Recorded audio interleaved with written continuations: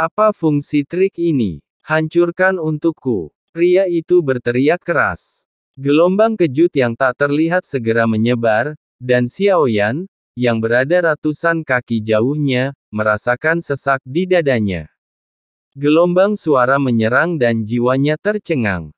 Untungnya, Xiaoyan telah menarik kekuatan jiwanya. Jika tidak, ini akan cukup untuk merusak jiwanya. Serangan Xiaoyan sangat hebat, tapi sepertinya rentan terhadap pria itu. Dengan suara gemuruh, semuanya berantakan. Dengan kekuatannya sendiri, Xiaoyan tidak bisa menyelesaikannya sama sekali. Pikirannya dengan cepat memikirkan tindakan pencegahan. Semakin banyak krisis yang Anda hadapi, semakin jernih pikiran Anda. Bisakah Anda memberi saya hujan lebat untuk meredakan peradangan? Xiaoyan mengirim pesan ke Tianwu. Bintang ini sudah gerimis sejak Tianwu muncul, tapi itu belum cukup. Masih ada 2 Yujing yang diberikan kepadanya oleh Tianwu. Ini adalah kartu truf dan gerakan membunuh terkuat Xiaoyan saat ini. Selain itu, ada 3 transformasi keabadian dan iblis, yang dapat meningkatkan kemampuan anti-inflamasi, namun seberapa besar peningkatannya? Hal ini tidak diketahui. Selain Yujing, cara terkuat Xiaoyan adalah jantung api dan jantung guntur di tubuh. Kekuasaan aturannya harus mengesampingkan hal-hal yang sudah jelas ini, karena merekalah aturan itu sendiri.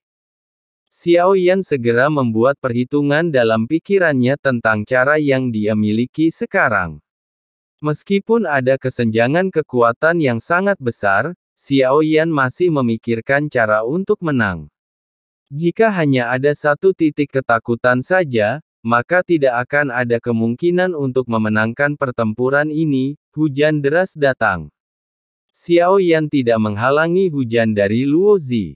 Keterampilan bertarung kuno yang diturunkan Tianwu kepadanya sangat mencengangkan, dan aturannya sama efektifnya pada Xiaoyan.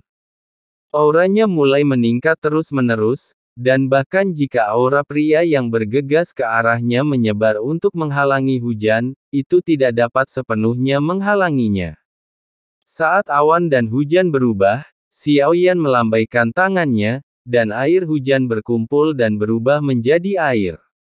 Sepertinya langit tidak menunjukkan apa-apa. Tentu saja kekuatannya jauh berbeda. Gemuruh. Beberapa lembar air menghilang. Setelah menggunakannya sekali, Xiaoyan memiliki pemahaman yang jelas tentang keterampilan bertarung ini. Dia bisa mengendalikan air hujan dan mengubah tornado menjadi naga.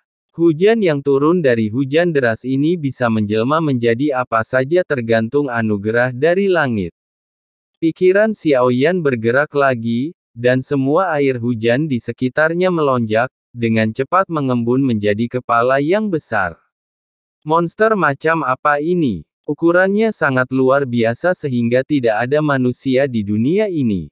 Melihat dengan cermat bayangan raksasa yang terus mengembun di langit, semua hujan dan lautan di darat telah berubah menjadi tornado, berkumpul menuju langit. Inilah saat Zhu Jiuyin mengembun bersama dengan kepala naga besar. Penampakannya berangsur-angsur menjadi lebih jelas, dan Tianwu sepertinya mengenalinya. Hanya saja saya khawatir batasnya hanya bisa diringkas menjadi satu kepala. Setelah Tianwu selesai berbicara, Xiaoyan sudah banyak berkeringat. Itu hanya kepala naga, tapi tingginya puluhan ribu meter, seperti meteorit yang jatuh. Meski terkondensasi dari air, namun penampakannya seperti aslinya. Kemampuan pemahaman pria ini sungguh mencengangkan. Dalam waktu singkat, ia mampu memahami segala sesuatu yang sedang terjadi. Melihat tangan kental Xiaoyan Zhu Jiuyin, yang hanya berupa tangan naga, sudah sangat sulit bagi Xiaoyan, dan dia tidak bisa terus memadatkan tubuh aslinya. Xiaoyan sangat mengenalnya. Itu adalah tubuh asli Long Yi.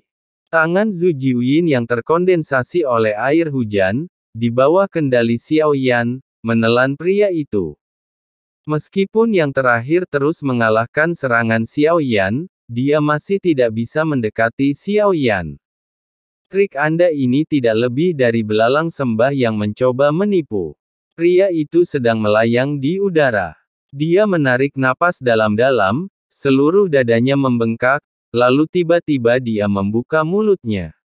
Jelas tidak ada suara atau suara tersebut tidak lagi dapat ditangkap oleh telinga, namun dengan mata telanjang dapat melihat dampak suara selapis demi selapis.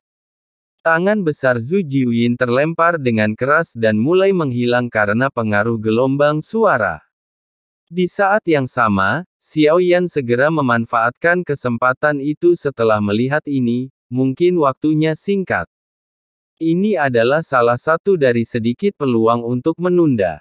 Xiao Yan memegang Bodhidharma di tangannya, dan energi agung melonjak dari lautan semua roh. Selama ada cukup energi, cahaya biru yang keluar dari mata Bodhidharma dengan cepat memadat menjadi sebuah formasi. Lingkaran formasi dengan cepat terbentuk, tapi jelas tidak cukup kuat. Lapisan kedua dengan cepat muncul. Kecepatannya sudah sangat cepat, namun gelombang suaranya menyelimuti seluruh area sekitarnya. Xiao Yan masih terpengaruh, dan jiwanya terasa perih dalam keadaan linglung, seolah ada duri tajam yang menusuk jiwanya. Aku merasakan kesakitan yang luar biasa. Pikirannya menjadi kosong sesaat. Tubuh fisik juga sangat terpengaruh. Darah mengalir mundur, dan organ dalam meradang dan mengeluarkan seteguk besar darah. Ledakan yang rusak. Tangan bambu 9 Yin Xiao Yan yang terkondensasi oleh air hujan bertahan selama puluhan napas. Ini di luar dugaannya, dan tentu saja di luar dugaan pria itu. Tampaknya Xiao Yan tidak diharapkan bisa mengeluarkan metode seperti itu, tapi ini bukanlah batas Xiao Yan. Beberapa lusin napas pendek ini membuat Xiao Yan melihat harapan. Lawannya memang sangat kuat, langkah keempat Taiksu. Setidaknya di antara tipe kekuatan keempat, kekuatan Taiksu ini yang paling sulit dipahami. Mungkin tidak ada kesempatan untuk mengatasi dan beresonansi dengan dewa. Namun, saat Xiao Yan sedang berpikir, formasi yang dia pegang untuk lingkaran ketiga Bodhidharma dipadatkan, tetapi sebuah dampak tiba-tiba membuat pikirannya menjadi kosong. Segera, rasa sakit yang parah menular ke dalam jiwa dan tubuh Xiao Yan, darah muncrat dari ketujuh lubang pada saat yang bersamaan, dan matanya diwarnai merah oleh darah. Gelombang tekanan menghampirinya, Xiao Yan memegangi kepalanya dan meraung kesakitan. Ini adalah rasa sakit yang tak tertahankan. Pria itu tidak memberi kesempatan sedikit pun pada Xiao Yan, suaranya berubah lagi, dan suara keras tiba-tiba muncul di belakang Xiao Yan. Dia mengepalkan tinjunya erat-erat dengan jari-jarinya, lalu menghantam ke arah Xiao Yan. Seolah-olah itu adalah dewa yang dipanggil oleh pria ini, Xiao Yan terus menggelengkan kepalanya. Rasa sakit itu membuatnya tampak kehilangan akal sehatnya. Melihat pemandangan ini, Tian Wu menghela nafas panjang. Perbedaan kekuatannya masih terlalu besar. Bukankah dia akan mengambil tindakan setelah mengalahkan Raja Iblis? Si pengganggu bertanya dengan rasa ingin tahu. Sejak dia kalah, sebab dan akibat adalah akhirnya.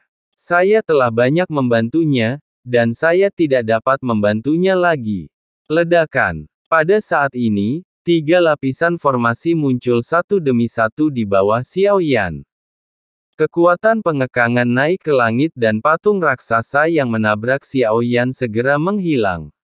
Pria itu terkejut, dan ketika dia menundukkan kepalanya, dia menyadari bahwa dia juga berada dalam formasi ini. Sial, kapan dia membuat formasi sebesar itu?